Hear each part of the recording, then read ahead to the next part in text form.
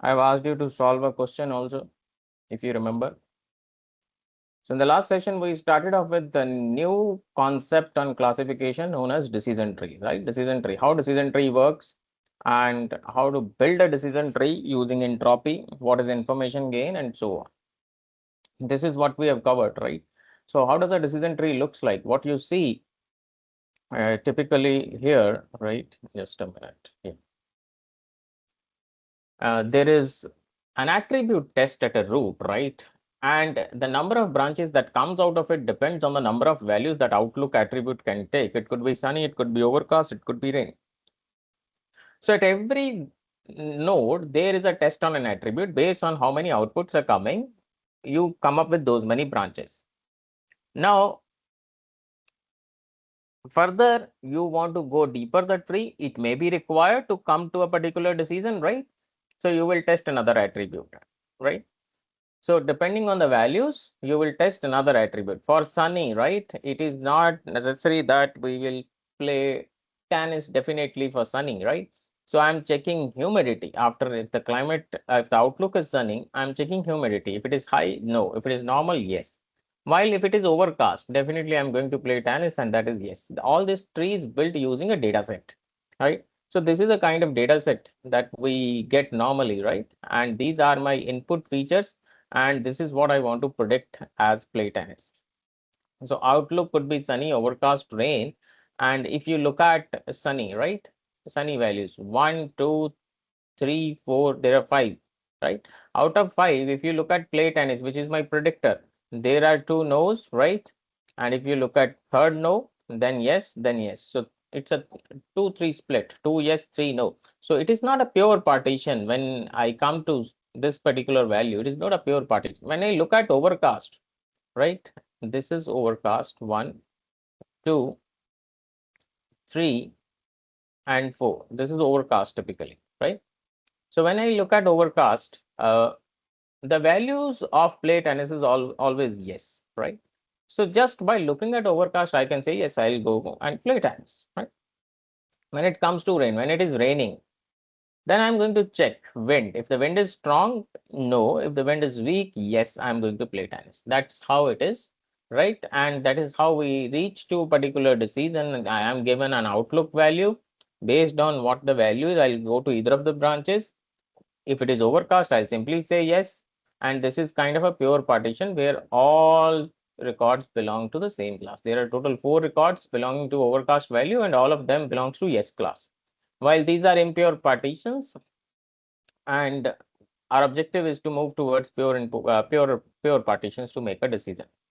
Now the problem is how to choose one particular attribute, right? We did one formula for this if you remember, right? We did this formula minus log of p to the base I minus pi to the log of pi. Let me write it, right? So how many classes you have? Pi is the probability of belonging an instance to a particular class or ith class, right? Probability of yes or no in our case, right? There are 2 classes only. So this is what we can expand and find out what is the impurity of the data set. Once the impurity is calculated, you pick up one attribute at a time and see how much impurity is left. Of course, it will decrease further, but how much it is decreased? The more the decrease, better the information gain, and that particular attribute will be chosen as uh, an attribute for splitting, right? This is what we have covered, and this is what you look at this entire population of 30 instances. I have 30 records, right? So there are some greens, there are some plus, right? So 13 out of those, right? 13 instances. This is what you were getting. Out of 13 by 17 is one probability, 4 by 17 is another probability, right? So this is entropy of a child. This is entropy of parent minus average entropy of children. So this is 0.787, right? And when you look, this is for 17 instances. Another child might have like this, right? So this child entropy is for again 13 instances, and then I'll have to multiply this value by 17 by 30, right? And you can see this, and this value by 13 by 30 to calculate the weighted entropy and then find out the information gain. And this is what the information gain is, right? This is what we have to do with the data sets when we deal with them, right? We have covered one example in detail, if you remember, in the last session. We've tried to solve step by step and arrive at an answer, which particular attribute should I choose at the root. And then next steps, I left it up to you to find, to complete the tree at particular branch, which particular attribute I'll choose next, right? This can be one of the questions in your open book exam. Right? This was the data set, right? And we try to learn a decision tree out of this data set to predict plate and its value based on outlook, temperature, humidity, and winding. Right. So there was an ID3 algorithm we tried, which is an entropy based. I'm quickly rushing through because we've already covered this. So create a decision tree to predict whether the tennis will be played on a particular day or not. How many records belong to yes class? 9. How many records belong to no class? 5. So I'm going to calculate the entropy of the data set itself first, right? How to do that? 9 by 14, right? And 5 by 14. I am expanding it. This is what the entropy I am getting of the data set. Entropy means impurity within the data set. So it's a 9-5 split. So there is impurity. If all of them belongs to one class, this value will become 0, right? Because in one case, the probability will be 0. In other case, the probability will become 1. So both the terms will boil down to 0, and ultimately entropy will be 0. And this is your pure data set itself, right? Then it comes to which particular attribute should I choose, right? So how to do that? I am going to pick up first, let's say, outlook, right? I am going to calculate for sunny, what is the entropy, for overcast, what is the entropy, for rainy, what is over, and then the weighted entropy. If you look at for overcast, all the records belong to one class. There is no entropy within that. While if I look at sunny and rainy, there is entropy, right? There is randomness. 2 yes and 3 no, 3 yes and 2 no, 4 yes and 0 no, right? So this is what it is. And if you look at this, this is 5 by 14, 5 by 14, and 4 by 14. So this is what we need to do. Entropy of the dataset minus the information information gained from the outlook, right? So this is what we are getting. Similar things I'll have to do for temperature, right? When I took temperature, there are 4 records for hot. There are 6 records for mild.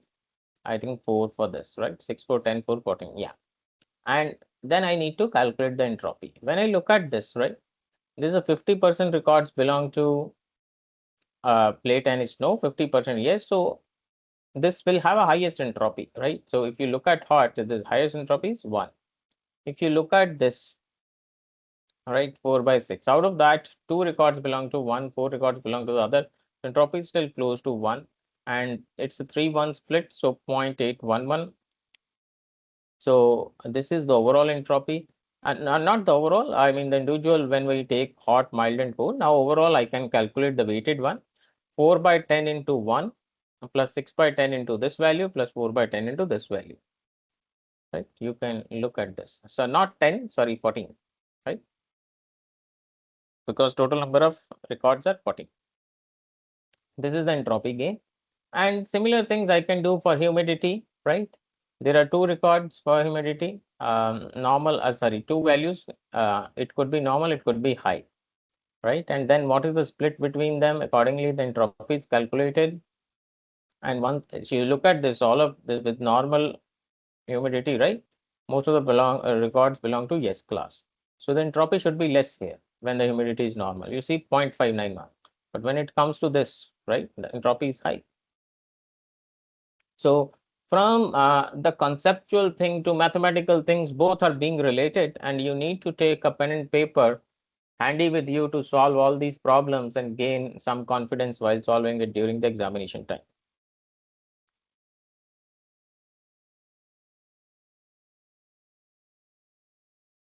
right?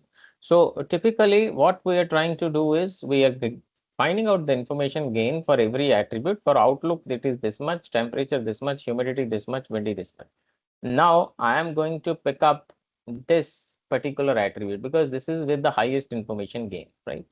Information gain, how you calculate? Calculate the impurity of the data set and pick up one attribute and see what is the impurity. Subtract the impurity of, impurity when you pick up outlook, right? From the impurity of the data set, that is the information gain. And root node, that is why we are saying it should be outlook. The similar process can continue and you can build a tree, can continue until we get a complete tree. So outlook we have done, right? So first attribute will be outlook. Now at this stage, what is left? Three other attributes. So same thing I will have to do for these. Same thing I'll have to do for this, right? This particular node need not to be splitted because it is pure partition, right? Only sunny and rainy branches needs to be explored further because we didn't get a pure partition there. That is what we did earlier, right? Now, if you look at cart example, cart is another algorithm that we typically use to build decision trees, right? So again, the same play tennis example, but we will do it as a superficial level, right? And you can see this is given to us: outlook sunny, temperature hot, humidity normal, windy true. What should be my play tennis? What should be my play tennis? It should be yes or no, right?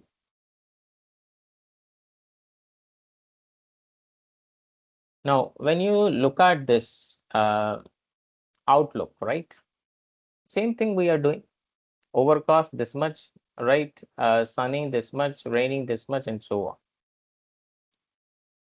So when I look at this, right, at attribute outlook, sunny no, right?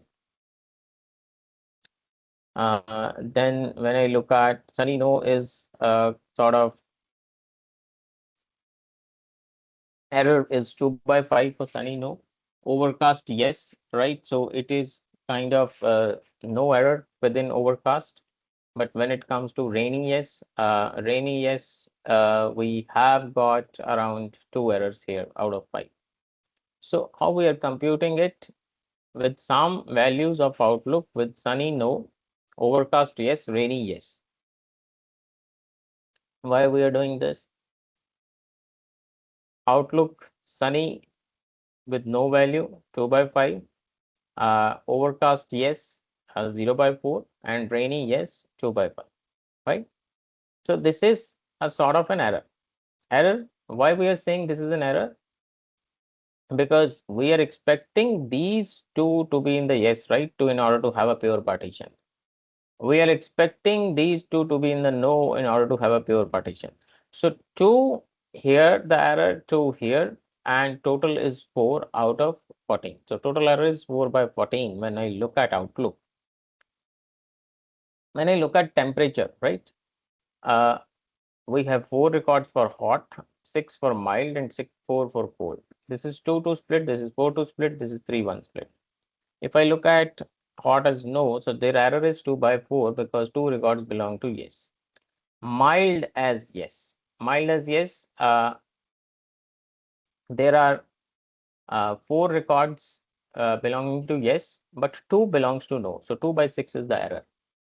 If I look at cold as yes, so 1/4 is the error. So total error is 5/14. If you look at outlook, it was 4/14. If you look at temperature, it is 5/14. And if you look at humidity, right, 7/7 split is there. Yes, 3, no, 4. So if I look at this high as no, right, humidity high is no. 4 belong to no, but 3 belong to yes. So that is an impurity. So 3/7, and this is 1/7, total 4/14. Right.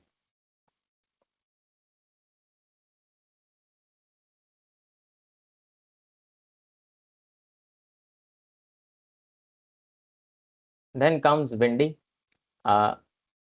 Wind could be there or not, right? If I look at false and true values, 8 belongs to false, and 6 belongs to true. Yes, 6. Here, yes is 3, right? So I can take true as no. So how many errors are there as such?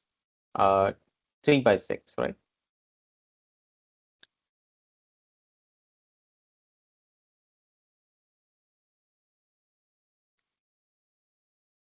Yeah, here 3 by 6, false is yes, 2 by 8. So this portion is taken here and this portion is taken here. So total 5 by 14 as the error. So if I look at windy, humidity, right, temperature and outlook.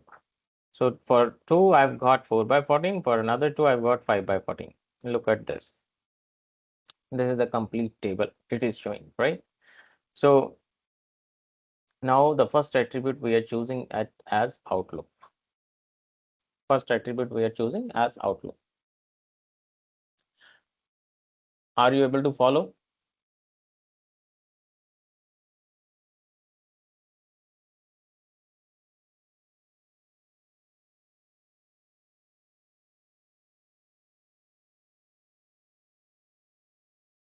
Hello, am I audible?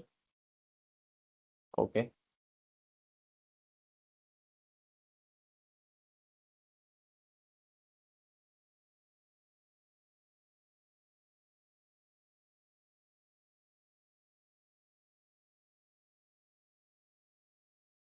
Okay. The first attribute we are choosing is the outlook because we have one leaf node there as such, right?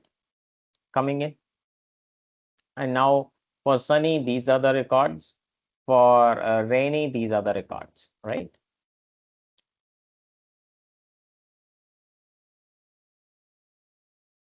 Now, when it looked, let's look at this portion, right? Temperature, humidity, windy, play, right? This is one portion here. This is another portion here, right? And we look at it. Let's say the temperature, hot as no, right?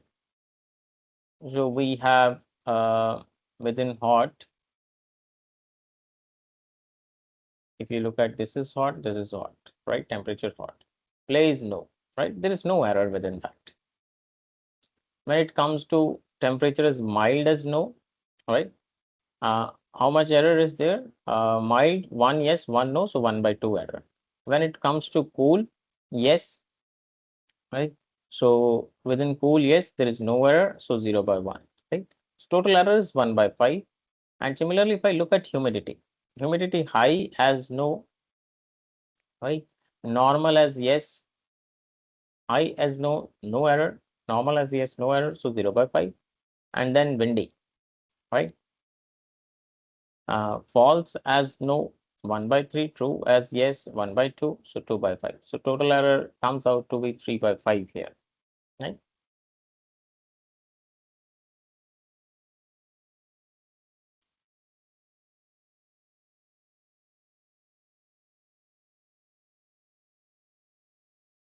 So this is the overall tree will become like this. You follow any algorithm, right? Uh, but you need to follow this way.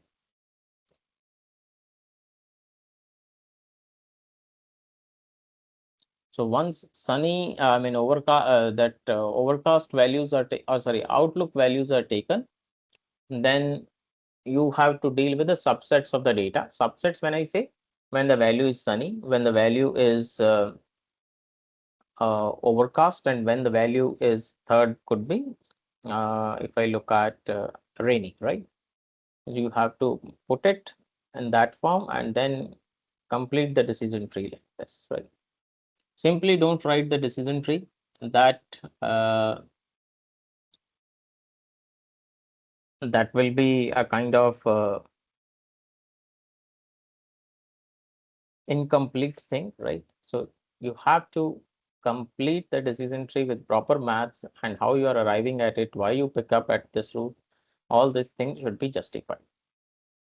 Now, when you look at this sunny, overcast, rain, right? So if outlook is overcast, I'm going to play, right? If outlook is sunny, then I'm going to check humidity. If humidity is high, then of course no. If humidity is normal, yes. So if you look at this, this can be a very simple algorithm of if and else, right? So this is a kind of a classifier. Now you give it to it, right? So this will look at a classifier.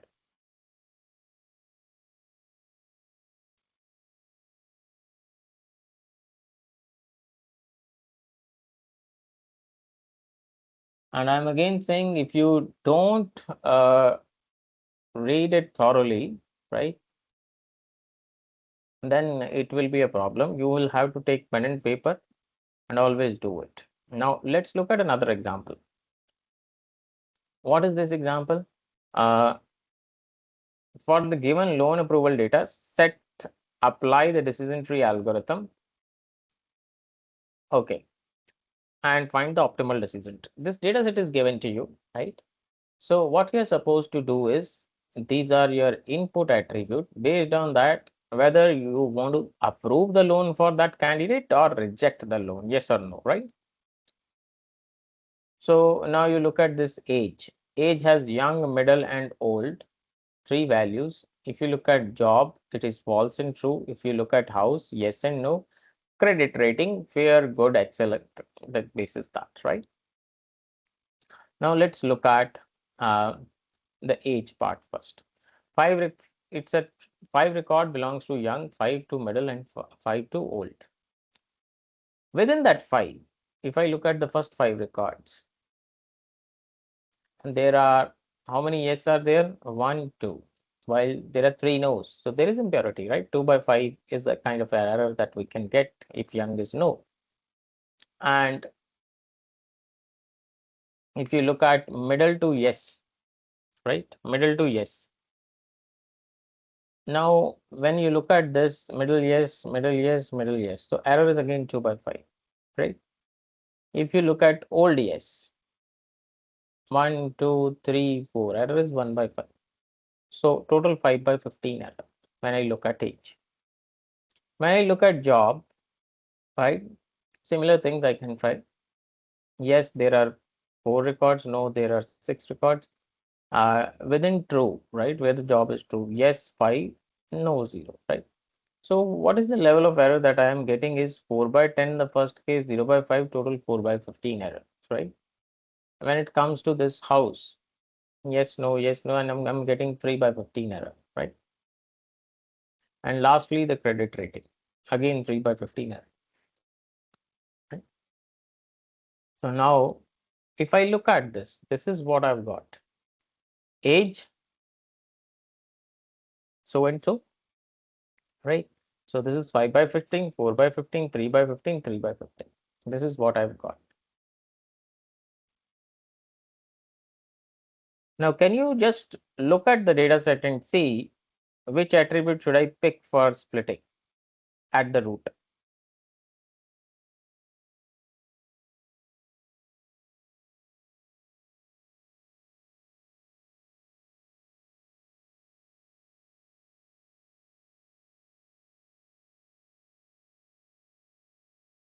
Any thoughts coming to your mind?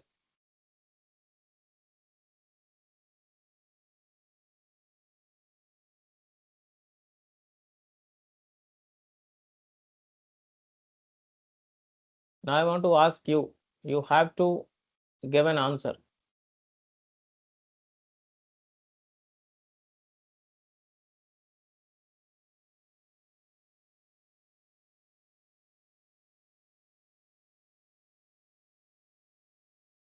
I'm looking forward to an answer. Which attribute should I pick?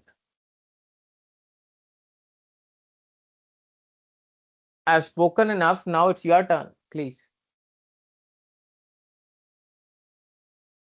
From last 20 minutes, almost 25 minutes, I was speaking. Credit you're saying should be pick up first. Okay.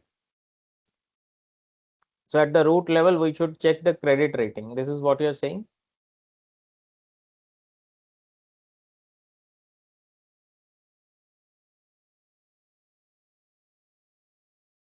Or age should be the primary. No, one, you have to, this is now mathematics done, right? So as per mathematics, what you will pick up? That is my question.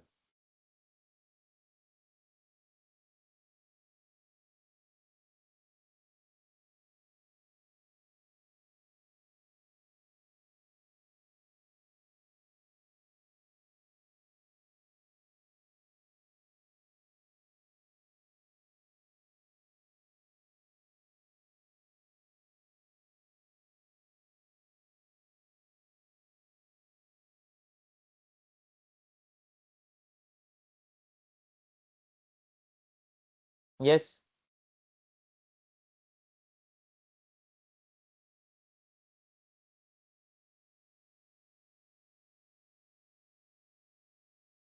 See, I want everyone to participate, please.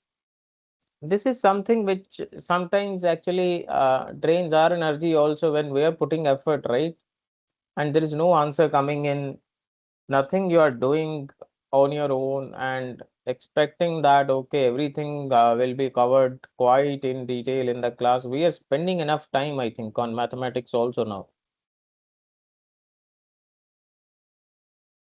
How many of you have solved a single question on decision trees in the last week?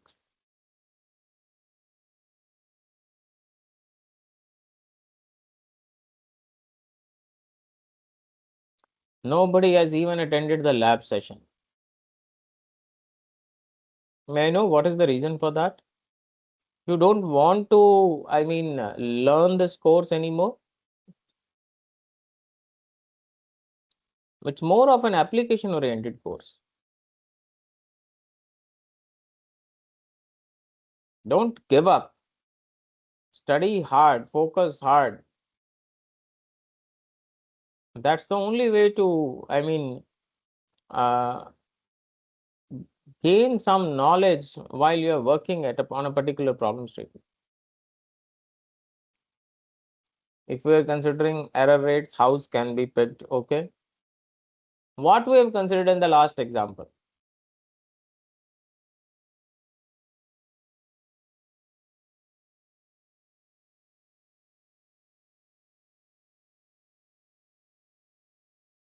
May have others also giving an answer. What is the rationale behind that?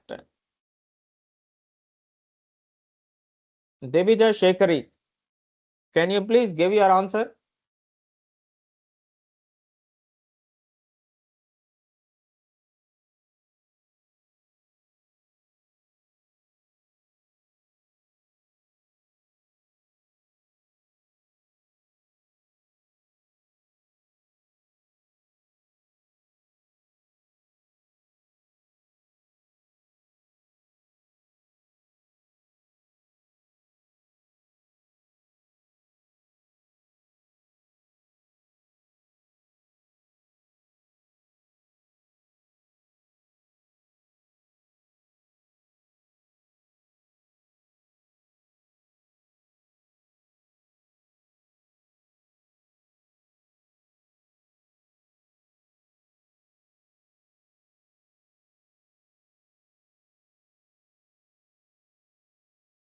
No response from anybody apart from Vasu.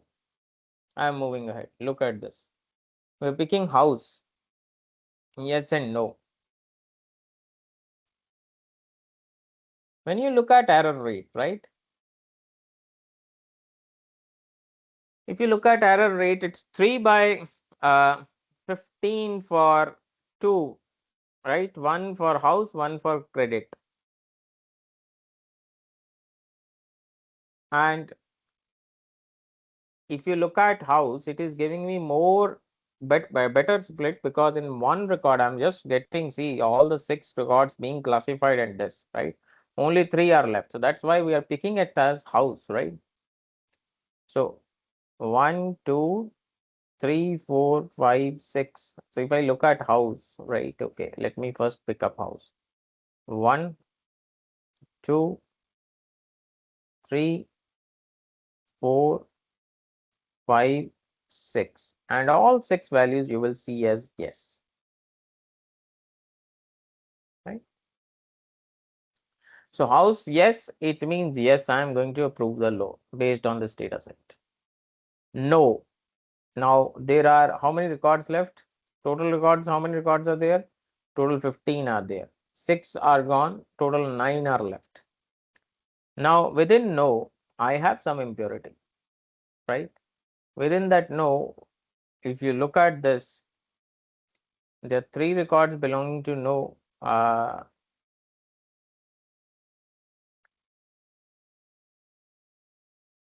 The 3 records belonging to yes and 6 records belonging to no.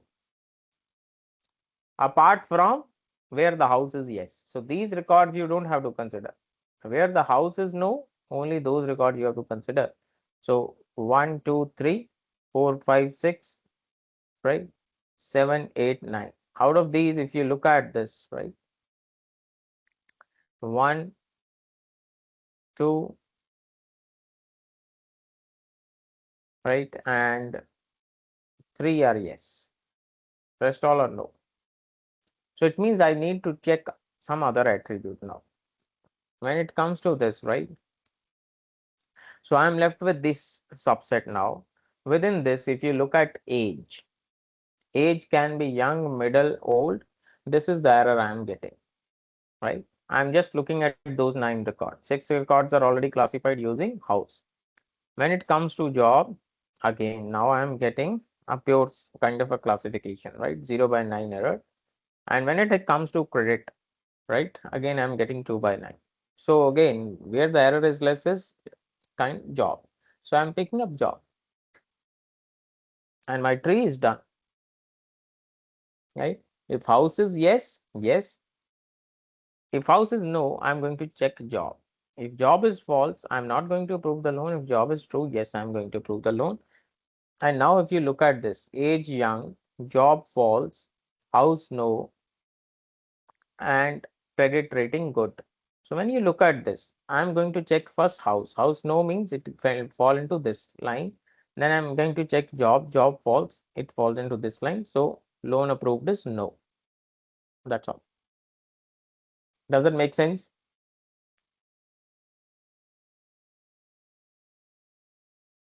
Vasu?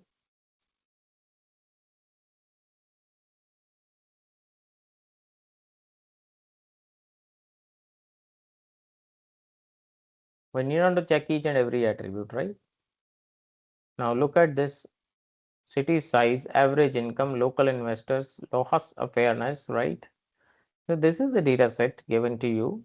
You have to come up with a decision tree, right? Optimal decision tree, and pick the this predict the class label for the new example like this. So city size, is it big, middle, mid-size city or small? Average income, right? Local investors. So all these things are given to you and you have to come up with a decision tree. Now you can try it on your own, right?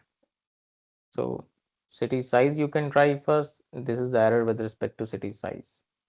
With respect to income, 2 by 12. With respect to local investors, 4 by 12 we are getting and 3 by 12 we are getting, right? So this is what the final table you are getting.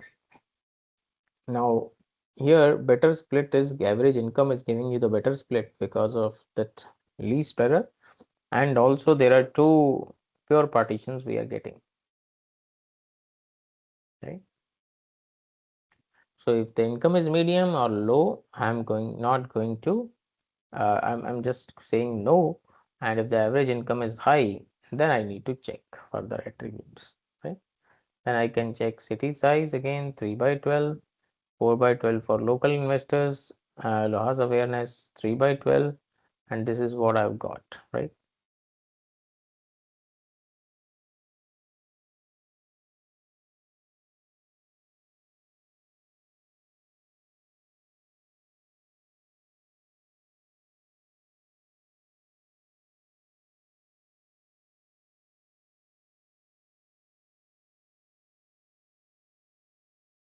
Sorry, yeah, this is what we've got, and further,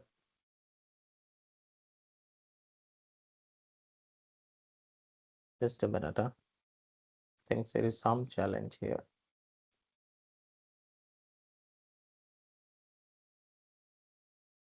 4 by 12 we are getting here. Lhasa awareness 3 by 12, local investors 4 by 12, city size 3 by 12.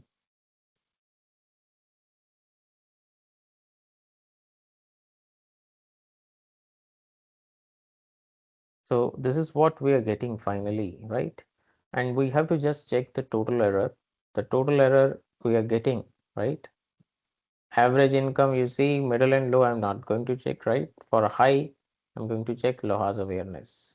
This is this, right? And when it comes to Lhasa awareness, there are three values. For high and low, I do have a direct call, but for middle, I have yes and no kind of a thing. Then again, I have to check another attribute for that. And city size 1 by 2 error and local investor 0 by 2. So I'll go with local investor after that. And finally, my decision will arrive, right? So this is my tree and this is my decision. You can try it. If there is any mistake and all, you please let me know. Because this is example 3, right? So you can try this out. Any mistakes at any point of time, you can always point out. I will be happy that, okay, that somebody has solved and pointed this out. So this was all about decision trees. Now, a bit more conceptual things about decision trees now. Inductive bias, right? In ID3 decision tree learning. What is inductive bias? Now we know how to build a decision tree and all, right? When it comes to inductive bias, what happens? There's a set of assumptions, right? That together with the training data deductively justify that the classification assigned by the learner to the future instances. So these are some assumptions. So what happens, right? Typically, if I have to simplify this, so decision tree learning can produce basically multiple trees to fit the training data, right? And what ID3 algorithm is actually doing is it's using an inductive bias by preferring shorter trees and placing the higher information gain attributes near the root and improving the generalization, right? So there could be multiple trees I can make, right, to make a decision. But when I'm saying inductive bias is I am more interested in shorter trees, and the information gain method is actually giving me the shorter trees. Shorter trees are preferred over larger trees because of, look at this, when you have to take a decision, right, computational complexity will come into picture. So shorter trees will be better. This we have, I think, discussed in the last session also. So trees that place high information gain attribute closer to the root are preferred over those that do not, right? That's one thing that we are calling it as an inductive bias, but it is overall good, right? But what are the issues that may come in decision tree learning, right? These are very, very important. The first point is an overfitting, right? So avoid overfitting the data. Overfitting, we know, let that the model fits very well to the training data, but fails on the test data. So we need to avoid that. Incorporating continuous valued attributes, that's a challenging part, right? How to incorporate? What we have seen is all categorical attributes. Alternative measures for selecting attributes. What we have studied is only information gain. Are there any other alternatives? Handling training examples with missing attribute values. What you will do now if there is missing data, right? Handling attributes with differing costs. Now let us see that each one of these, what do we mean by it? So overfitting is important. So we will spend more time on this. What is overfitting, right? We very well know that there are chances that the tree learns the training data set very well and fails on the test data. This situation is called overfitting, and it is not with respect to only decision trees, it can be with respect to any machine learning model, right? So we need to avoid this particular. We want more generalized trees rather than more specialized trees or more specialized models, right? Or more complex trees. We want generalized trees. So we need approaches that stop growing the tree earlier. If you are growing the tree to a larger depth, possibly you might get into an overfitting. Not necessarily, but possibly. So where it perfectly starts classifying the training data, right? It might start overfitting. What we have looked into the data set only 14, 15 data points, right? But the real life situations, you might have 1 million data points. So you can imagine how and we have seen 4 to 5 attributes.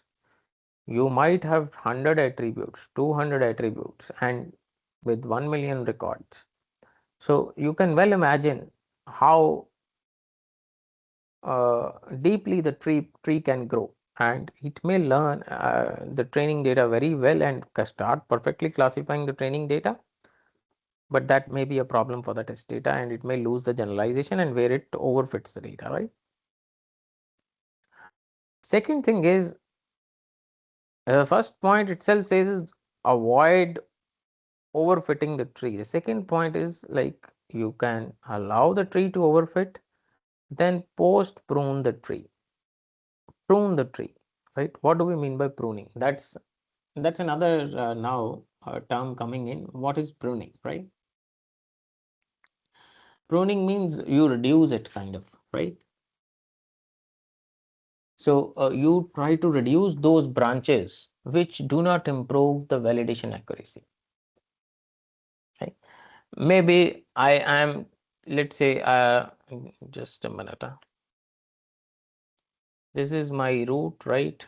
I have some tests here, then this branch is being grown like this, right?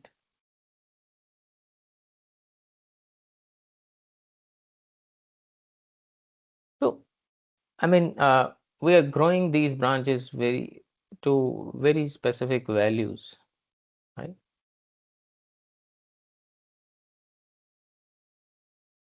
So this may become overly complex thing. I mean, this can happen here also. I'm not saying only in that part. This can happen in any of the branches, right? What may happen is I am further splitting the tree. I am further splitting the tree. What if I am splitting it? I am not getting any improvement or any significant improvement. I am getting impurity levels may be differing by 0.0001. Should I go for this split or should I stop here and call, okay, this is my leaf node? Maybe, let's say, at this point of leaf node, I have, let me take a simple data set, right? I have, let's say, 1000 records left at this branch, and 999 belongs to one class and one record belongs to other class. And for that, if I start complicating the situation further, and let's say 3 level above, I'm creating a tree, it may not improve as such, right? So, or if I say 990 belongs to 1 and 10 belongs to 1, so 90, you can see the ratio, right? So maybe this is yes class, this is no class. So if I've reached this point, even if I have an impurity of 10 records, I'll say, okay, yes, this belongs to yes class.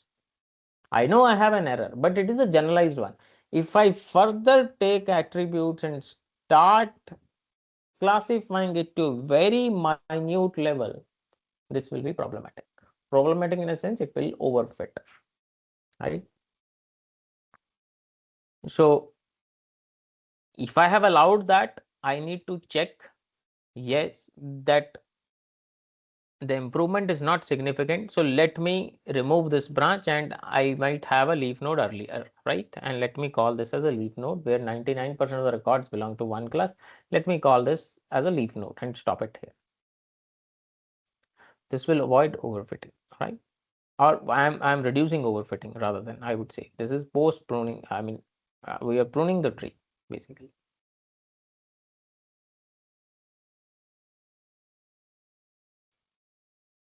What criterion should be used to determine the correct finalized tree size? Training and validation set approach we can use. There is a training data set, there is a validation data set. If training data set, fine, we have trained the model and then do some validation. Use all the available data for training, but apply a statistical test to estimate whether expanding or pruning a particular node is likely to produce the improvement beyond the training data set or not. Right? So There could be some statistical validations we can use, like chi-square test. At 5% level of significance, test whether this will happen or not. So that will give you some idea, yes, you are going to get some significant improvement or not, and if not, you may avoid the overfitting.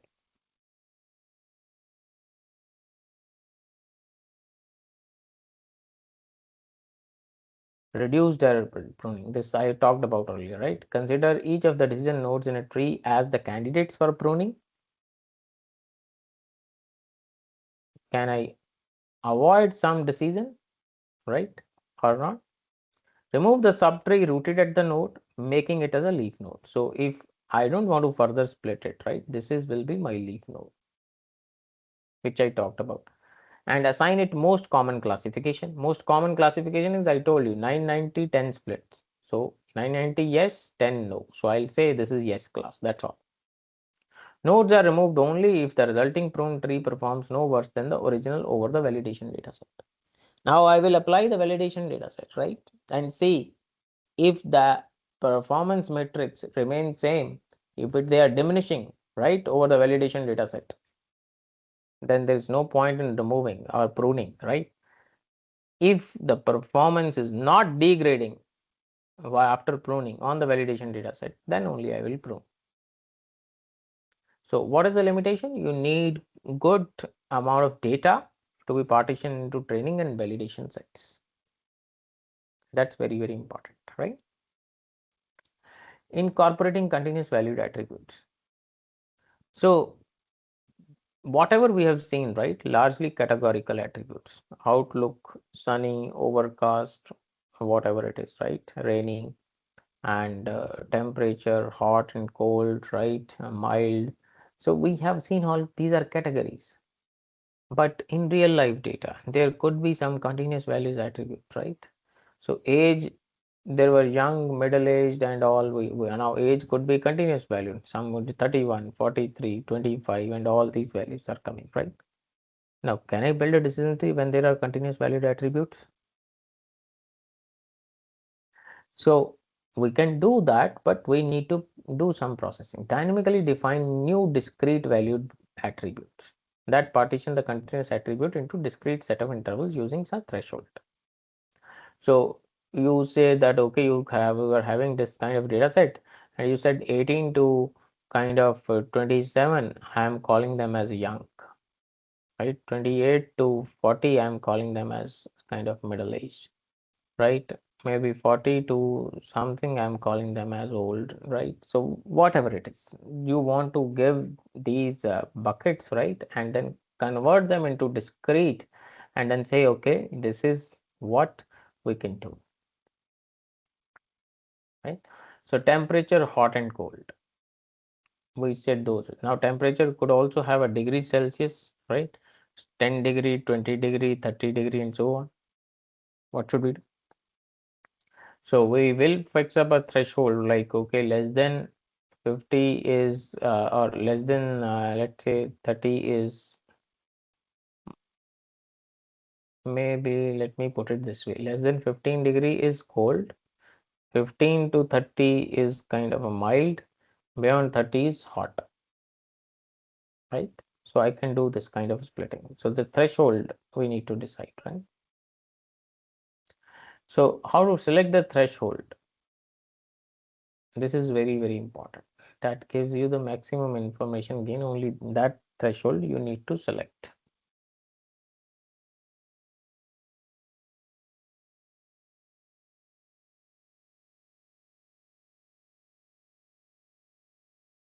Another thing is, are there any alternative measures for selecting? Yes, we have. We have a gain ratio, right? There's an alternative. We talked about information gain, but the other two common measures are gain ratio and Gini index. Gini index, it is used in another algorithm which we discussed, right? CART. So the formula for Gini index is this, right? Gain ratio is just sort of what is the gain with respect to this divided by that split information, kind of similar what we done did with entropy, right? But there are other gain measures that are there. That is what they're trying to say. You look at this SV divided by S, right? SV, similar kind of formula they are using, but this is they are using 1 minus probability I square. So if you see that part, right, 9-14 split, right? So 9-5 split. So 1 minus 9 by 14 square and minus this 5 by 14 square. This is what Gini index will become. Attribute with lower Gini index should be preferred because lower Gini, lesser entropy, lesser variation or randomness or impurity rather. Same thing, right? Entropy also, lower entropy is better. Close to zero, it is better. Handling training examples with missing attributes. If the node n tests A and assign most common value of A among the other examples at node n, assign most common value of A among the other examples within the same target value classification. Okay. So you have missing value for some attribute. Now, how you deal with it? You look at the target class, right? Assign most common value of A among the other examples at node n. What is the most common value of A? That is what you will assign, basically the mod value. Other way is you check what is the target class. Target is the prediction class, whether it is yes or no for that attribute. If it is yes, you take the mod of all those values which are with yes. If it is no, you take the mod of all those values which is no. It makes little more sense, right? I am taking kind of a mod of all the points and assigning a value. Here I am checking the target class, to which particular class it belongs to, whether it is cat or dog. If it is cat, I am going to take the average of maybe the eyes, or let's say eyes is in one of the attribute and it has some values missing, right? So I'm going to look at all cat values and see what is their eye value, uh, all the cats, what is their eye value, and whichever is the most common value of I will be there, that is the value I am going to take it.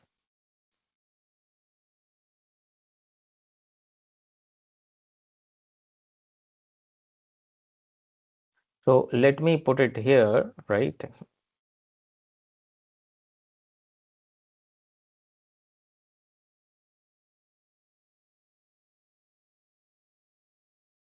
Or let me take the previous data set, okay, to make you explain this better. Let me take this data set. Okay, let's take this loan approved data set, right?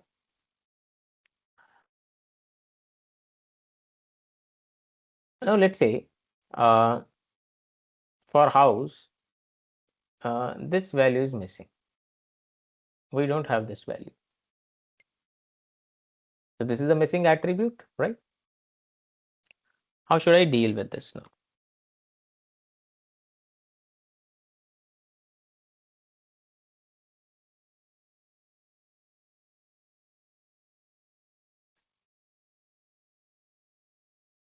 Either ways, one is I will check the mod. How many records belong to no for house? How many belongs to yes? So if I look at this, 1, 2, 3, 4, 5, 6, 7, 8.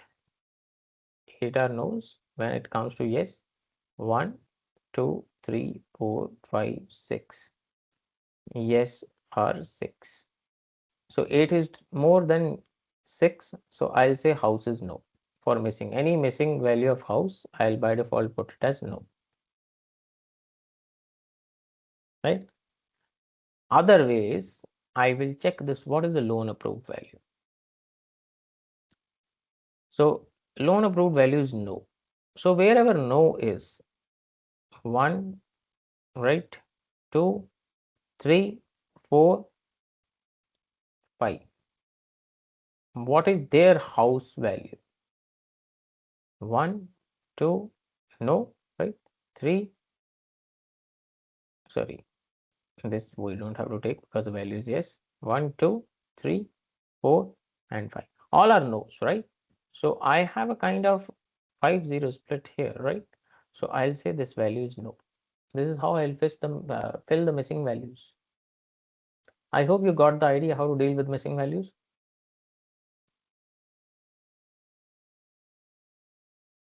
Hello?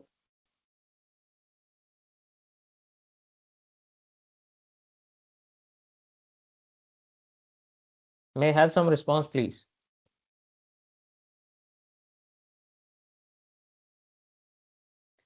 First approach is very simple. Pick up that value which is most frequently occurring for that particular attribute. Second is check the target class of that attribute. Now it is no. Filter the data based on the target class. Consider only loan approved no records and check which is the most frequent attribute for the house, which is the most frequent value for the house. If it is no, put no. If it is yes, put yes. That's the simple thing, right? Whatever those lines are saying.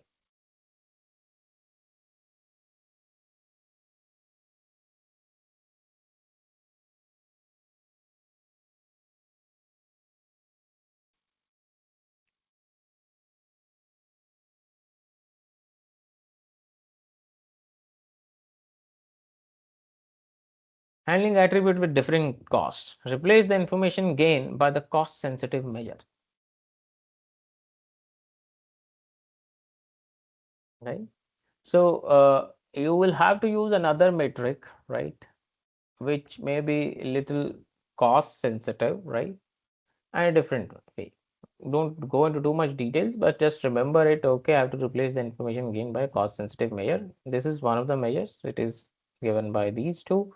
This is another measure given by this person, right, where W belongs to 0, 1 determines the importance of the cost.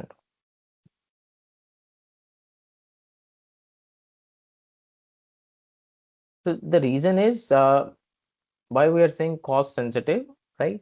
Some attributes are expensive to measure.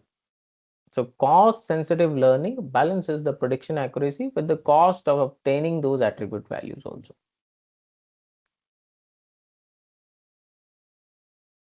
So if some attribute has got, let's say, 10 values, 10, 15 values, you see how much equation you will have to expand for that, right?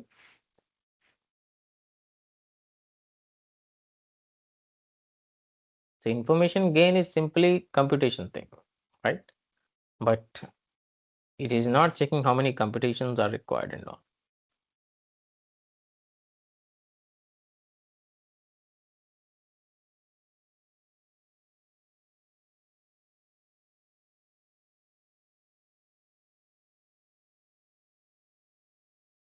Next, very simple thing, but name with the name is given as Occam's razor.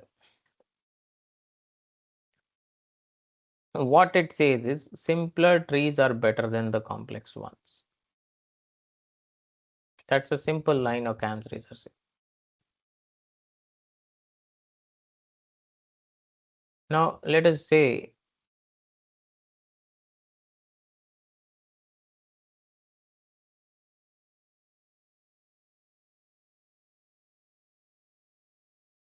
I am trying to split a tree here, right?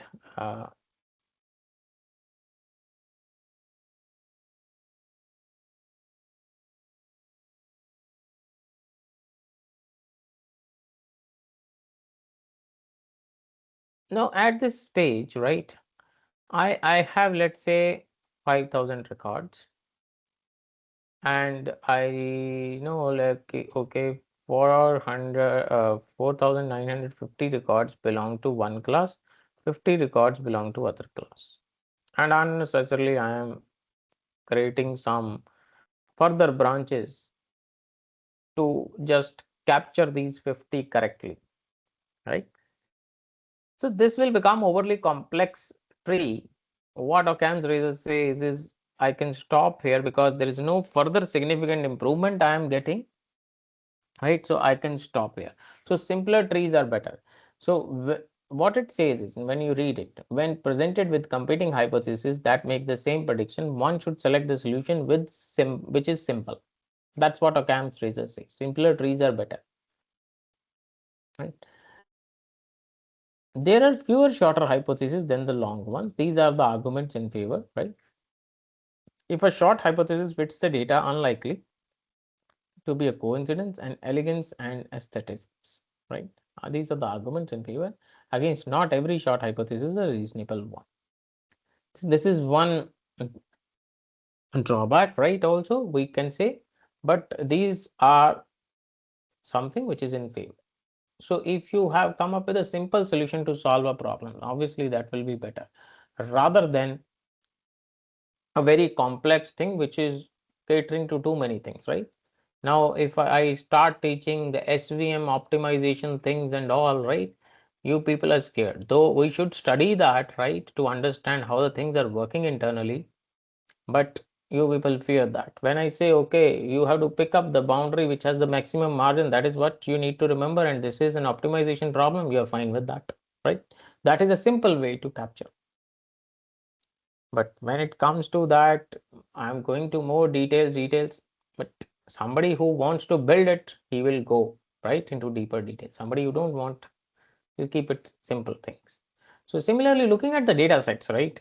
If I'm able to classify it better with the simpler trees, right? And with overly complex trees, I'm just getting a very minute improvements further. I should stick to the simpler trees. That's what Occam's razor says, and it will avoid overfitting also. The simplest consistent explanation is the best, right? Therefore, the simplest decision trees that correctly classifies all the training examples is the best. Finding the probably smallest decision tree is NP hard. So instead of constructing the absolute smallest tree consistent with the training example, construct one that is pretty small. That's one other thing. So if you want very small tree, right, it may turn into an NP hard problem. NP hard problem you must have, if you haven't gone through, just read this Corman thing, right? Corman is one of the books, finest books on algorithms. You can read what is NP hard, NP complete problems and all, right? It takes basically a lot of computational power and time to solve, right, on a classical computers.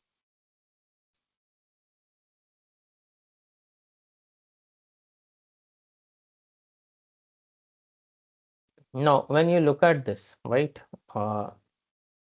outlook sunny, overcast is the same decision tree that we've taken. Now look at this example. Outlook sunny, temperature hot, humidity normal, wind strong, play tennis no. If this record comes into picture now, if you look at this outlook sunny, okay, I need to go to this, right? Temperature, I need to check humidity normal, then you will say yes, right? But what has happened is play tennis is no. Play tennis is no. This is what the new record is, right? Now, if I want to incorporate this, right? If I want to incorporate this, humidity normal. Now, so far we were saying wherever the outlook is sunny and humidity is normal, all belongs to yes class. Now, if I add this, what will happen? I need another attribute test here. I need another attribute test at this point because I got one record now, which is no. This is in addition to the 14 records that we had earlier, right?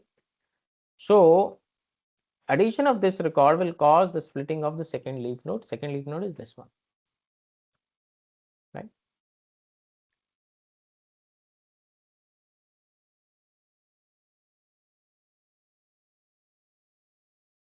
So when you're splitting it and you're getting a minimal improvement, right? Overfitting says, I mean, if you want to avoid overfitting, avoid that particular thing.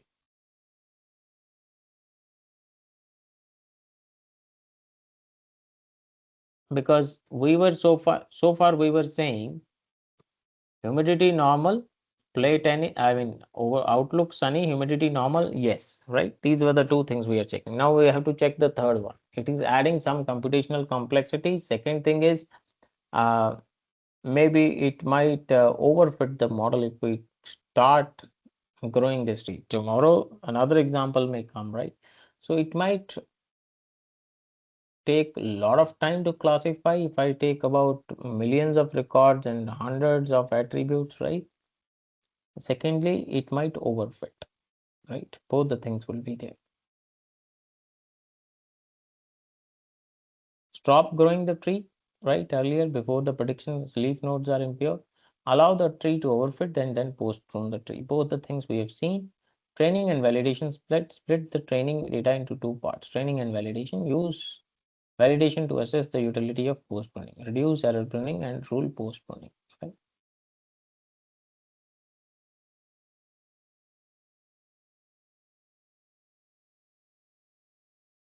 So when it comes to reduce error pruning, we know that uh, it picks up every leaf node as a pruning candidate using a validation data set and checks if the further splitting is helpful there or not. Not, we can.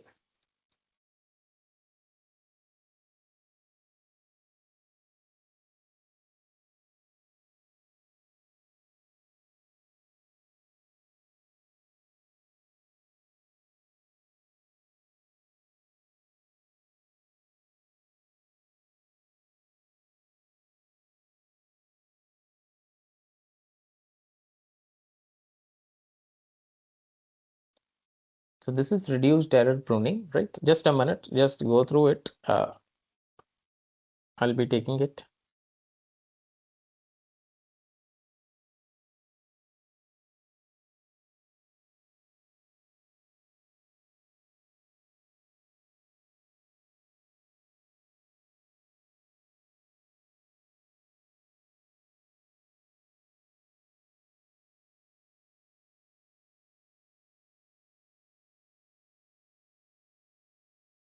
Yeah. Partition the training data into train and validation sets. Build a complete tree from the train data. While pruning does not harm, for each non-leaf node n in the tree, temporarily prune the subtree below n and replace it with a leaf labeled with the current majority class at that node. Just a minute.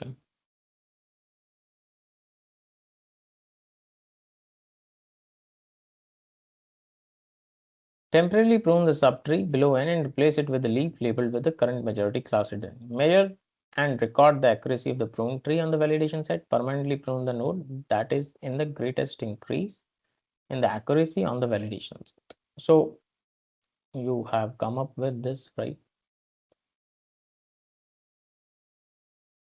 Kind of a tree, right? For each non-leaf node, which is the testing node, right? Temporarily prune the subtree. Let's say that it has a subtree below. So prune it. Replace it with, now let's say here, we have a 90-10 split. Yes, no. So I am just replacing here with the yes class. Measure the record accuracy with the prune dataset on the validation set. Now this is with respect to training. I have a validation set. I will see if it is performing well on the validation set or the performance has degraded. If it has degraded, right, then of course it is not helping. If it is not degraded, the permanently prune the node and right increase in the accuracy on the validation set, right? Measure the record accuracy of the prune data set. Permanently prune the node that is in the greatest increase in the accuracy on the validation set, right? So that node we can always prune. So pruning is reducing basically, right?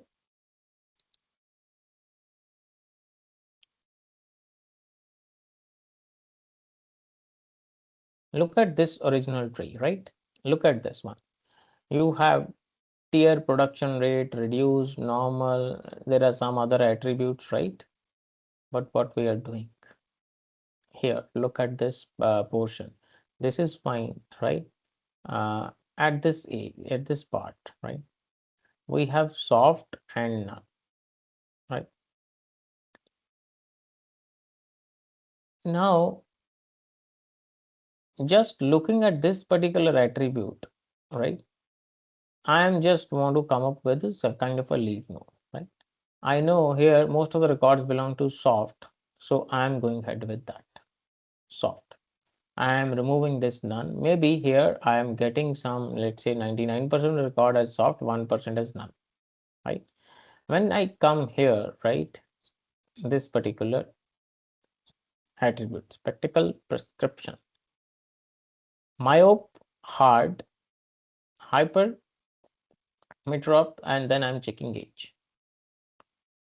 Now, instead of checking age, when I see young, non-young is not giving me any significant improvement, I've removed this.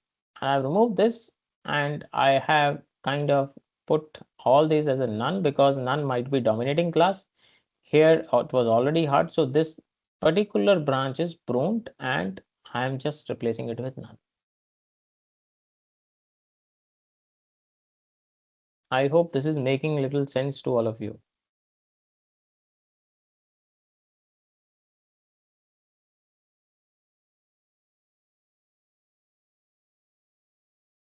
May I have some response, please?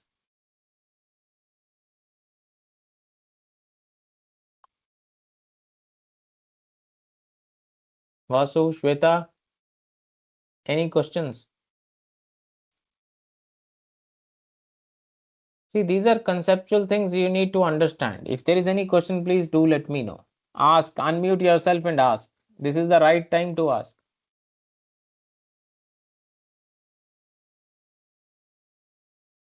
Are you even attending it mentally, all of you?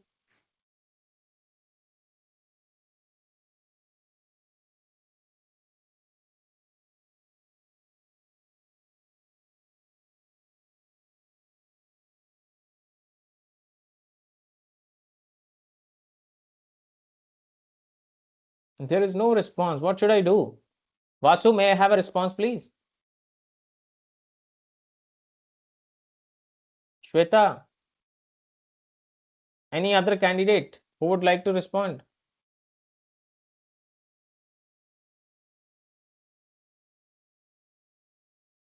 Jatin, Naveen,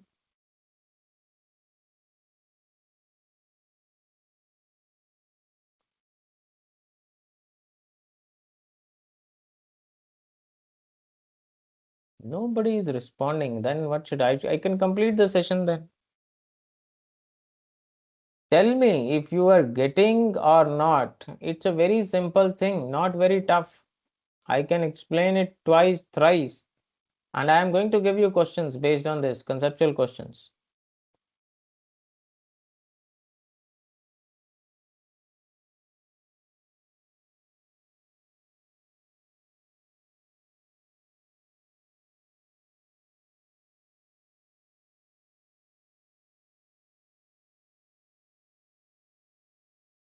Okay, it's your call. Now the drawbacks. What happens if we have a small data set so that we cannot have enough training and validation? Is there a solution? Post pruning approach, right? That was error based post pruning approach. Convert the decision tree from the, create a decision tree from the training data set. Convert the tree into an equivalent set of rules. Each path corresponds to a rule. Each node corresponds to a path. All right, a precondition. Each leaf is a classification, right? Prune. Generalize each rule by removing those preconditions, whose removal improves the accuracy on the validation set. So typically what you are doing is you have a leaf here, yes or no? You have a leaf here, yes or no? So this is one rule along this path. This is another rule along this path, if and else rules. So try to remove certain rules, right? And if it improves accuracy on the validation set, keep it, otherwise not. Right. Sort the estimated order of accuracy, consider them in the sequence and when classing. That's it.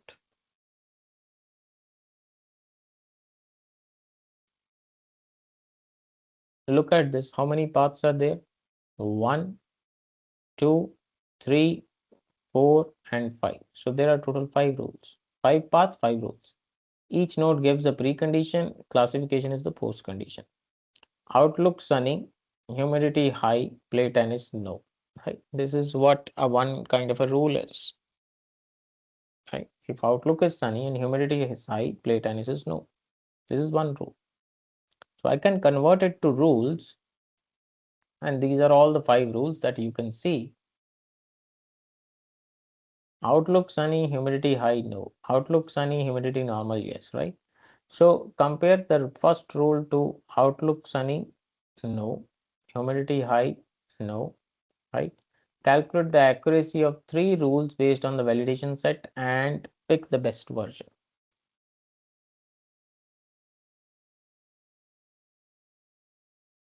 So convert tree to rules, right? That's what we have for each antecedent in a rule. Remove it if the error rate on the validation set does not decrease. Sort the final rule set by accuracy.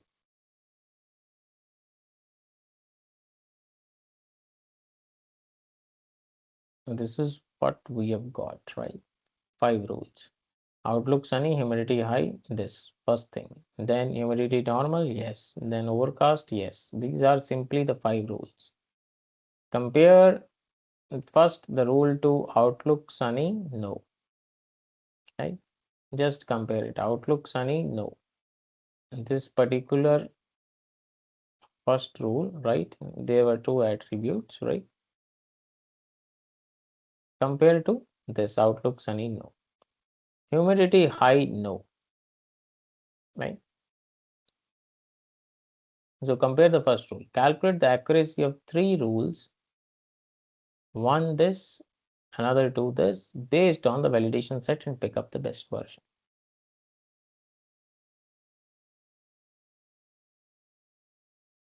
If one of these 2 will satisfy, we can go ahead with that. If no, then I'll pick up this only. I need not to do pruning. It means it is not improving my accuracy.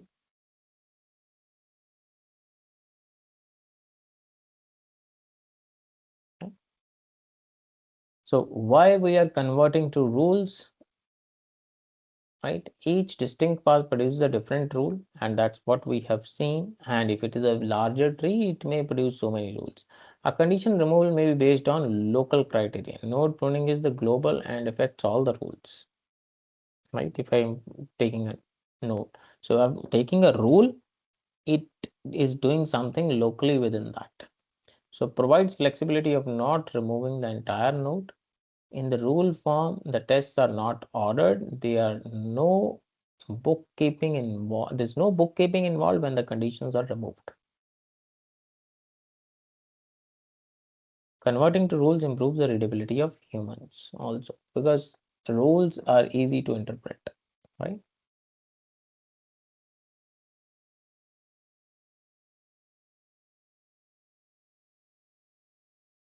Problems with the information gain, the way we have solved it. Natural bias of information gain, right? It favors the attribute with many possible values. Consider the attribute date in the play tennis example. Date would have the highest information gain because it perfectly separates the training data. It would be selected at the root, resulting in a very broad tree.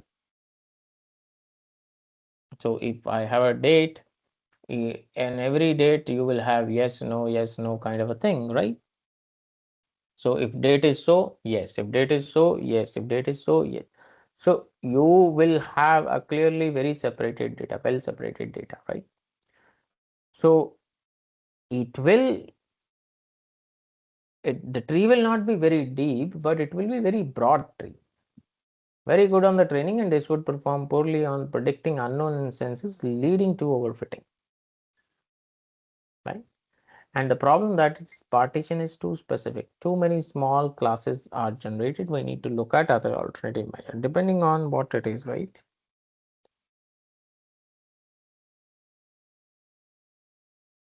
An alternative measure. We can use these different measures, right? Split information gain ratio, Gini index, and all, which we talked about earlier. So these are the formulas given.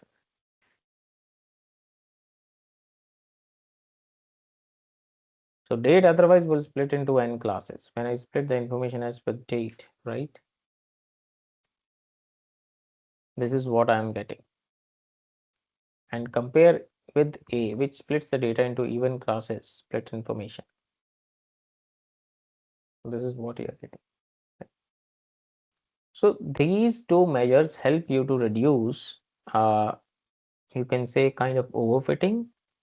And when you have an attribute which has too many distinct values. Dealing with continuous valued attributes, right? As I mentioned, temperature, 40, 48, 60, 72, 80, 90. So, right, I am kind of giving these boundaries. If you look at this, right, no and no, right? So probably this cut 54 is taken, the average of these two.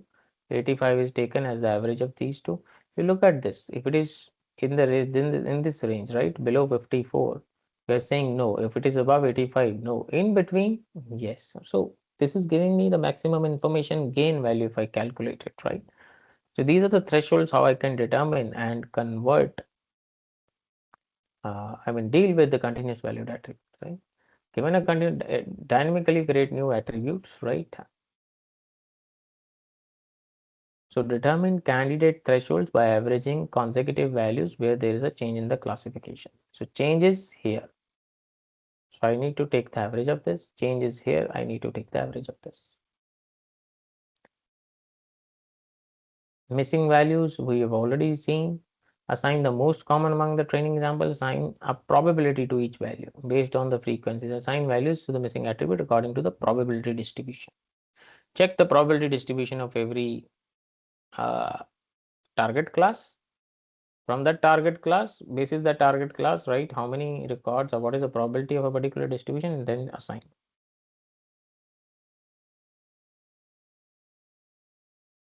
Look at the application suited for following classes. Application, those instances are represented by, these are simple things, right? You can read it out. This is completely theory.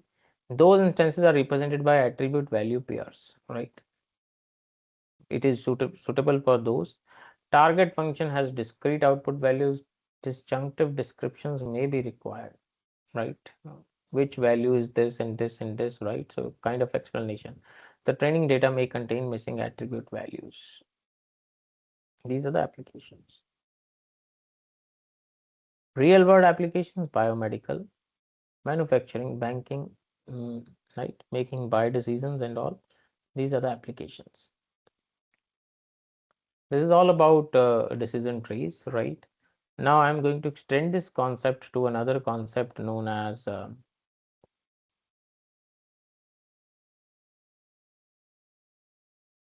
ensembles.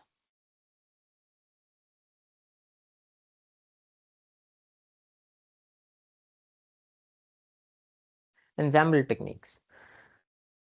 And there are, this is an extension of decision trees only, ensemble techniques, right? And within that, we will cover techniques like bagging, boosting, some algorithms like random forest, and so on. Right. Let us look at it. So there are some challenges within decision trees that we have seen, and we will see how ensembles does take care of those challenges a bit, right? What is ensemble technique, right? We talked about overfitting, right? And we said follow the principles of Occam's razors, right? So this is the same slide, but just to give you a recap that what is the problem. Overfitting in decision trees, right? Overfitting means if I have a new record, which you can see in the red, this will result in splitting of the second leaf node, which is outlook sunny, humidity normal. Yes, this leaf node will get splitted further. And this may lead to a kind of overfitting in decision trees, right? So we can avoid overfitting, like these are the rules that we can go through, right? These are the slide. I mean, this we have already gone through. Reduce error pruning, right? This is what the prune tree is. Drawbacks we have seen also. And then we can use rule post pruning. We can convert a tree into rules, and then we can see some alternative rules if they are the better, right? And if that is the case, and we can do, and how converting to rules help and all that means.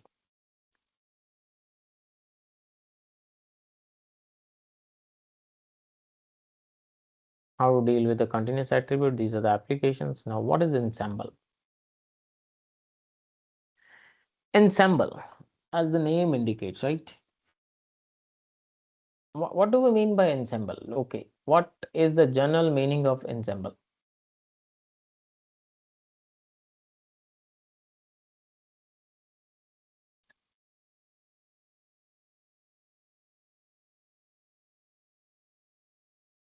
So far, what we were using was a single classifier, right? What classification techniques we have covered? We started with naive-based classifiers. We looked into logistic regression. We talked about support vector machine, and now finally decision trees. Each of them is a classifier, right? I can use one of them to classify my data as per the target classes, right, which are given in the historical data. What ensemble does is it does not look at only a single classifier, right?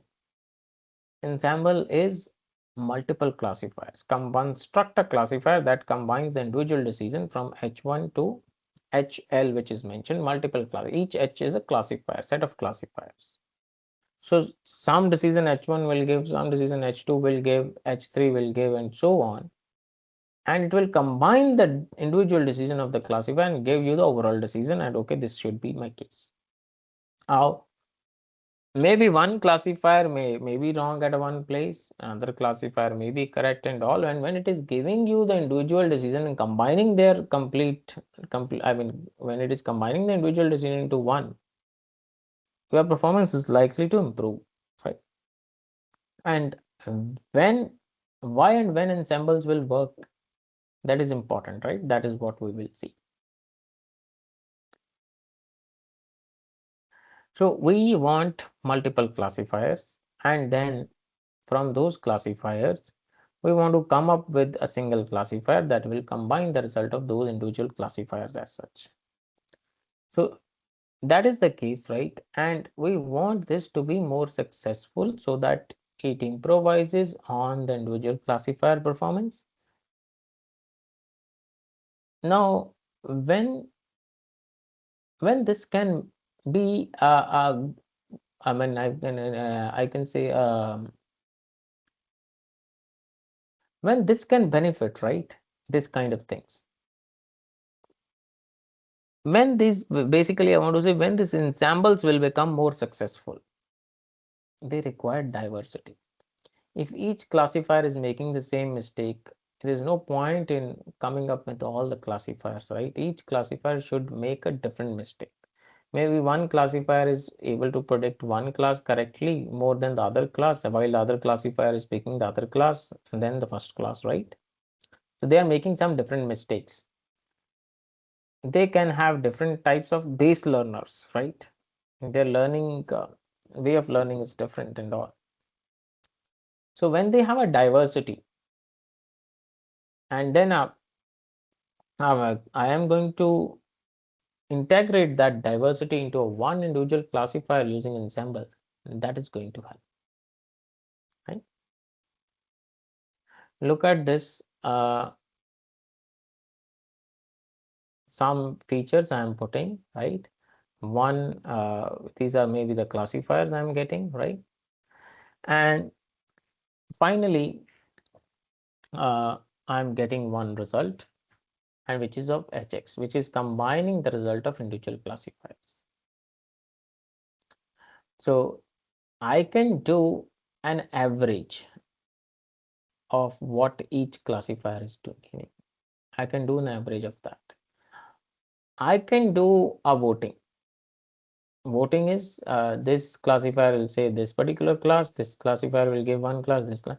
So all of them give one more.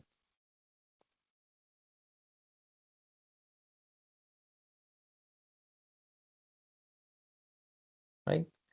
So I will see which class is getting the maximum vote and then assign it. So final hypothesis is a simple vote of members. Here it is, could be averaging also, could be voting also, right? So when it comes to regressors, right? Because I cannot take average in case of a classification.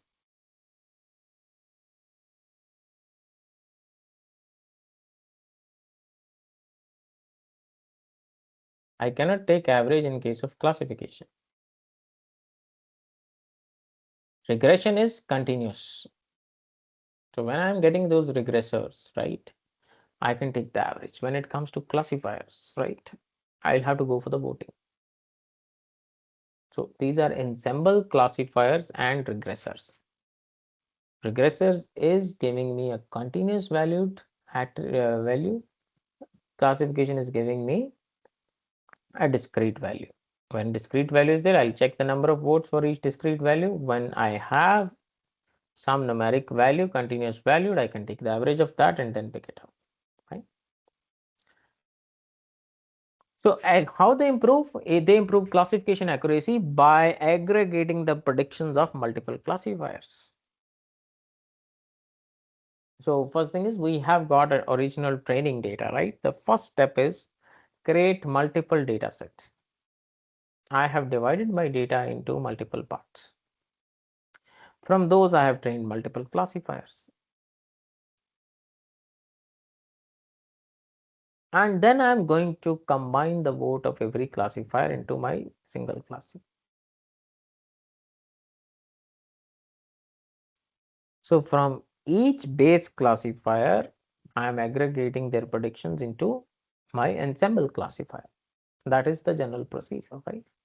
Original data, I am going to divide the data into number of parts the way I want the number of classifiers. Each data is fed to one classifier, classifier learns, and then basically you combine the impact of those classifiers into your ensemble classifier. Why the ensemble methods will work? What are the reasons?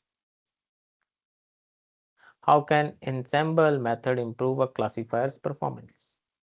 I am not using one classifier. I am not relying on that. I am not relying on one method, right? I am relying on multiple methods. What they're saying, assume we have 25 binary classifier, each has an error rate of 0.35. If all 25 classifiers are identical, they will vote the same way on each test instance and ensemble error rate is 0.35. So if I take the average of error rate, it is 0.35. But if they are different, right, as I mentioned, if there is diversity, each will come up with different errors. I'll not have a very optimized one. I will not have a very high error classifier. Rather, I will have a middle of both. I am incorporating the features of both. Right? Now look at this. 25 binary classifier, each has an error rate of 0.35. All the classifiers are independent. Errors are uncorrelated. Ensemble methods only makes a wrong prediction if more than half of the base classifiers predict incorrectly. So ensemble is from I equal to see this part, right? I am doing this. This is error rate, right? Which is 0.35. You are left with 6% error. 6% is much less than 35%. This is simple mathematics. That's how ensemble works. Look at this comparison of 25 base classifiers when the error rate is varied. So this is your base classifier. This is your ensemble classifier. Right? Dashed diagonal lines when the base classifiers are identical. So there is no change in the error, right? Base classifier error and ensemble classifier error is same. Solid curve when the base classifiers are independent. means they have different error rate, right? So you see here, so error rate on this side, it is increasing, and now with an ensemble also, it started increasing at this point, right? This point, kind of a 0.5, right? This is also 0.5 ensemble error, this is also 0.5. Right? And now you see further, after this point, again this becomes increasing, and now here it is becoming stagnant at level 1. From 0 to 1 it is going. So diagonal is the one. Okay, if base error is 0.2, ensemble is also 0.2, right? If this is also 0.4, this is also 0.4, this is also 0.5, this is also 0.5. But if you look at this, right, ensemble ones, right, the solid curve ones, when the base classifiers are independent, right? So this may be 0.2, this may be 0 ensemble classifier error. This is 0.4, but this is 0.15, right, ensemble classifier. This point, 0.5, 0.5 has come. Now you see this point, it is 0.7, here it is less than 0.6, right? So after a certain point, ensemble classifier starts giving more. So ensemble classifiers perform better than the base classifier when the error is smaller than the 0.5. Till this point, if you look at, right, so the error on the base classifier is more, while on the ensemble is less, right? Necessary conditions for an ensemble classifier to perform better than a single classifier: base classifier should be independent of each other. Base classifier should do better than a classifier that performs random guessing. It's not random guessing, right? Ensemble method works best with unstable base classifiers. Classifiers that are sensitive to minor perturbations in the training set due to high model complexity. Low bias and high variance. Low bias in finding optimal decision boundary, high variance for minor changes in the training set. Right? Example is unpruned decision trees, ANNs, right? Now look at this one example from where you can understand how ensemble is actually working. The result of max voting would be the rating of 5 friends, right? 5, 4, 5, 4, 4. So max voting is for 4, right? That's one case. Averaging could say, okay, 4.4 final rating. I'm just averaging it out. Weighted average. There are weights assigned to each vote: 0.23, 0.23, 0.18, 0.1. So multiply, divide it, right? By that, multiply first and then divide with by total number, right? And then what is the weight that you are getting is 4.41, and that is what is the weighted average, right? So depending on which classifier has more weight, we can do that way also, right? Three methods we are seeing: maximum voting, averaging, and weighted average. Methods for constructing an ensemble classifier. How we can do that? By manipulating the training dataset, by manipulating the input features, by manipulating the class labels, and by manipulating the learning algorithm.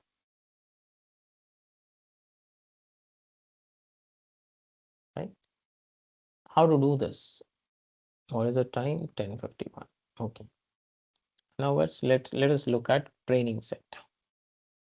This is very, very important, right? Because we are going to look at two techniques, bagging and boosting, and these are very, very important. What do we mean by those, and why do we need that? That is important. So multiple training sets created by resampling the original data. You are going to resample the original data time and again, and resample according to sampling distribution, right? One example could be you pick up equal probability, right? Equal probability means you have yes class and no class. Yes class has 70% probability, and yes no class has 30% probability. When you resample doing it, you should have the similar kind of distribution, right? Then you can have weighted one. Third one is you can determine how likely that an example will be selected for training. Classifier built from each the training data set, right? Classifier is built from each training set. And ensemble methods that manipulate the training set are bagging and boosting. These are the two techniques that we are going to use, which are going to manipulate the training set. Now we will see what bagging does, right? And what boosting does, and so on. So another thing that we should look into is by manipulating the input features. Features we know, right? Outlook was one of the features, humidity was another feature, temperature, those were the features. Subset of input features is chosen at random from the overall collection of features. I'm not going to use all the features. I'm going to use subset of features. Each training set has a different feature set, right? Maybe I have some 100 features. I am picking up 10, giving it to one classifier, and picking up another 10, giving it to another classifier, and so on. Right? So I'm just picking, dividing my features. Each training set has different feature set. Ensemble method that manipulates the input features are right. Which one is random forest. This you might have heard also. Right? Random forest algorithm works well with a data set that contain highly redundant features. Right? Highly redundant features. What is redundant? Kind of duplicate, right? That's one thing. We will see that in little more detail. Then is by manipulating the class labels. Class labels, the target class. So we were talking about binary classifiers, yes and no.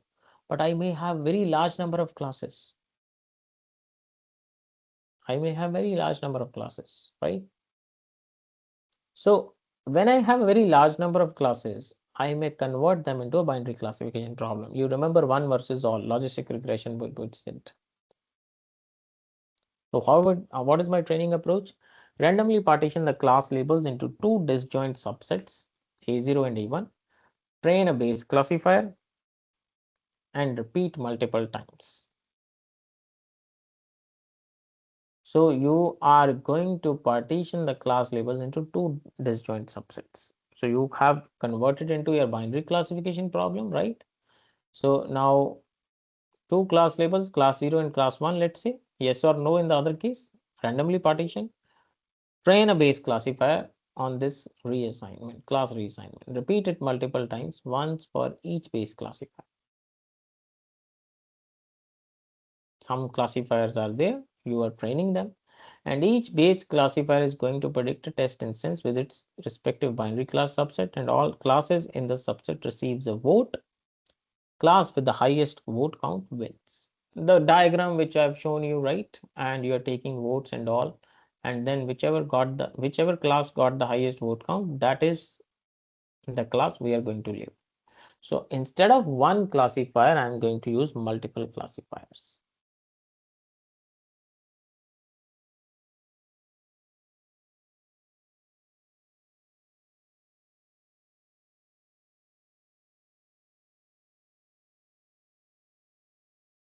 Now, how to introduce randomness in the decision tree induction? Now, when I am saying induction, that the creation process, right, which we did, it can be done using that ID3 algorithm. So if I am using that, right, more or less the decision trees are going to be same. But I want randomness. Instead of choosing the best splitting attribute at each node, what they are saying is randomly choose one of the top k attributes for splitting.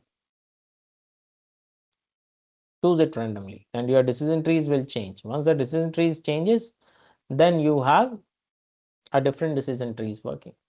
And once you have the different decision trees, you feed your training data, right? And on as well as the test data, and then you take the mod value, right, from each of those. What each one will give you one classifier, one output.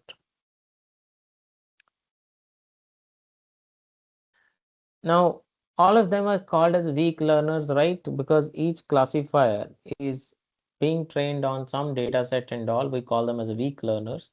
And how do I now combine those weak learners? First, I have three techniques for that: bagging, boosting, and stacking. Bagging is consider homogeneous weak learners, focus on reducing the variance. Boosting considers homogeneous weak learners, focuses on reducing the bias. Stacking considers homogeneous weak learners, right? Let us see the difference.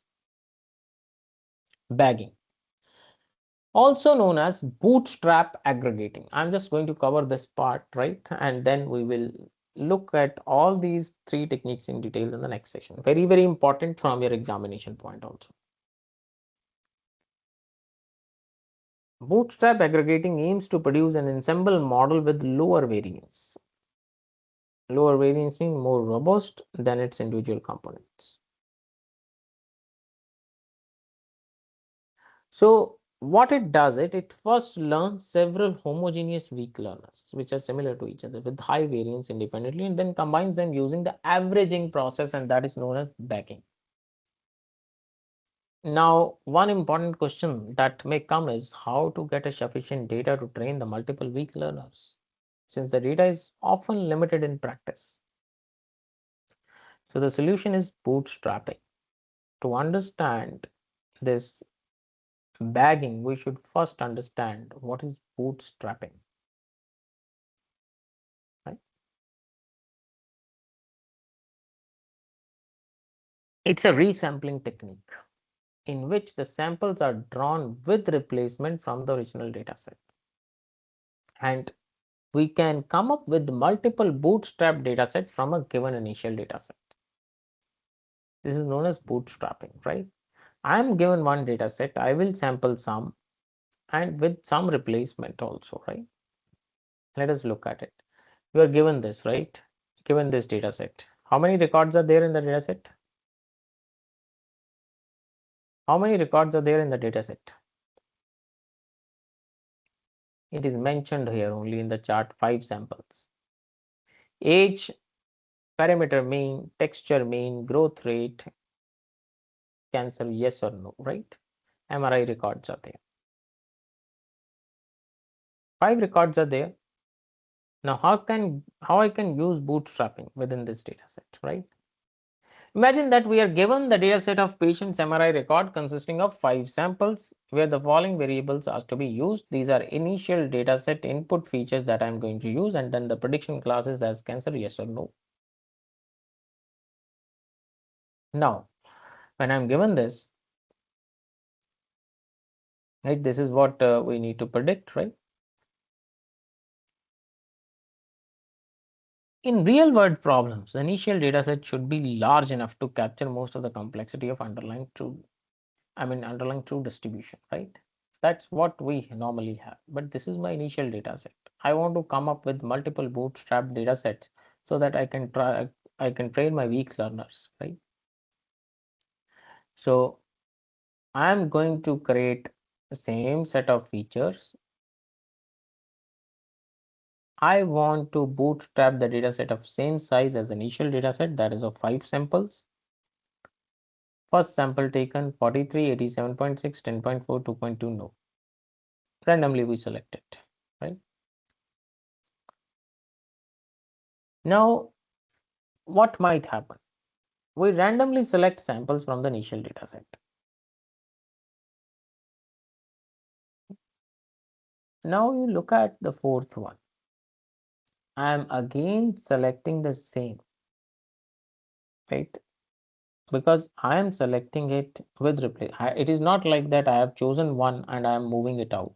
No, this is sampling with replacement, right? I am putting it back.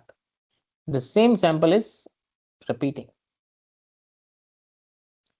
It is the same as the first, right? So this 43 and 43, right? 87.6, 10.4, 10.42.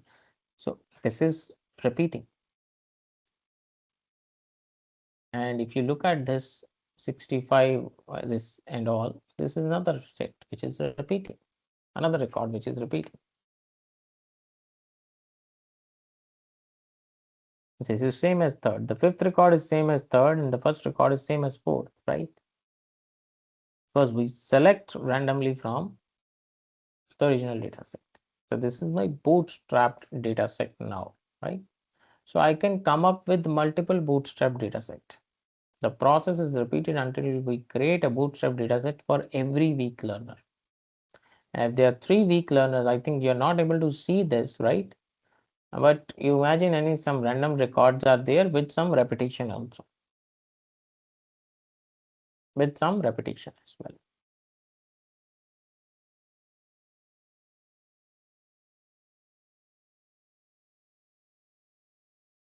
So I've got bootstrapped. Now each bootstrap data set is fed to a classifier, which is a weak learner, called as a weak learner in this case. Training is being done in parallel to improve the performance, right? Training is being done in parallel. And these weak learners will be trained, and then you can get the predictions. You see, inference is coming, right? And bagging is taking the average of F1x, F2x, F3x if there are 3 learners. So we are taking the average of each, right? There are several possible ways to aggregate the multiple models. For regression problem, we can take the average. This is what the ensemble says for bagging. This is average, right? For each Fix, you sum it, then divide it by n.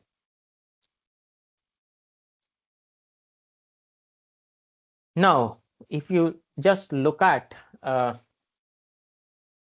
bootstrap aggregating, right? Bagging is known as bootstrap aggregating. This is the full form, right? So first thing is bootstrap. Create bootstrap data sets and then aggregate that, aggregate the output of those, right? Techniques that those use these subsets, bags, to get a fair idea of their distribution, right? The size of subset is created for bagging may be less than the original. We were creating of same size, it could be less than. Bootstrapping is a sampling technique in which we create the subset of observation with replacement is very, very important. We have seen this already. And when you sample with replacement, items are independent. One item does not affect the outcome of other. You have 1/7 chance of choosing the first item and 1/7 chance of choosing the second item. If there are 7 records, let's say, right?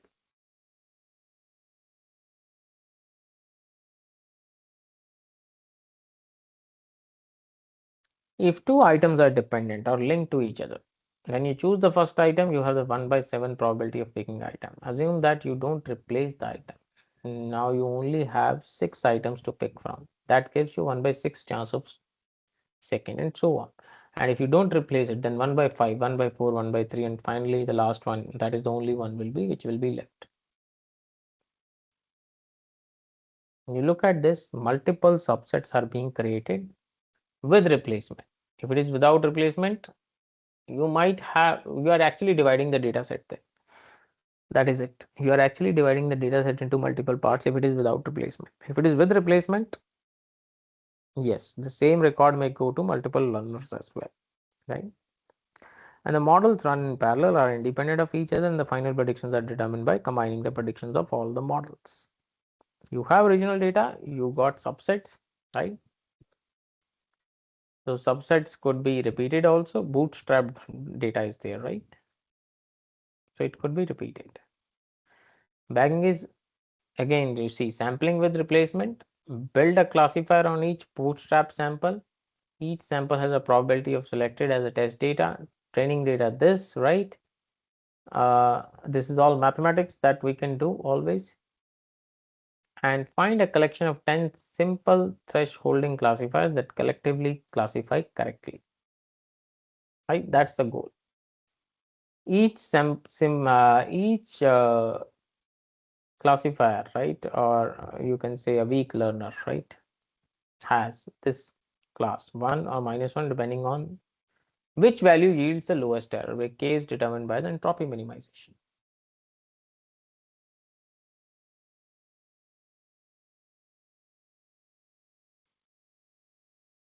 Okay, I'm going to stop here. This numerical example on bagging completely, we will do it again, and then we will go for boosting and AdaBoost algorithm.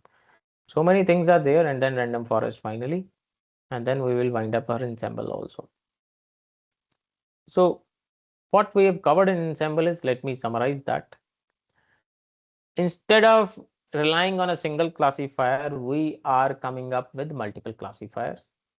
We are taking into consideration the vote of every classifier and then coming up with the final call. Now the question comes is how to train the multiple classifiers. I can divide the data into multiple parts, give one portion to each, and then train it them parallelly and get the results.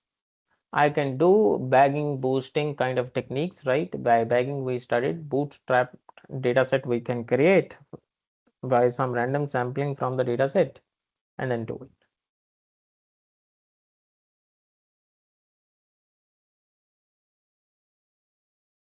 Right? Remember these things as of now. What we will cover is one example which is there on bagging and another on boosting with AdaBoost as well as random forest. Right? These are the things which we are going to cover in detail. So don't worry. Simple examples are there, not very tough, but we just have to see how these approaches are helpful, right? And you have to take pen and paper and then work around it.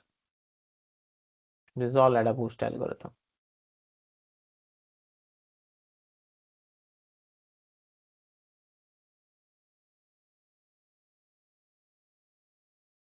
All right, so I'm going to stop here. If you are able to follow, it's okay, right? Good, then that is good. If not, because I didn't get much response, go through it. Any doubts, come back to me. You want me to repeat anything, I can repeat right now. I can repeat in the next session. Focus on your assignment also, which is given to you, lab assignment, right? And another assignment we will prepare. Another two assignments are left. EC1 is a scoring component. And if you are missing out on EC1, you know what may happen in the end, right? You must have seen your marks also, what you are writing in the exam.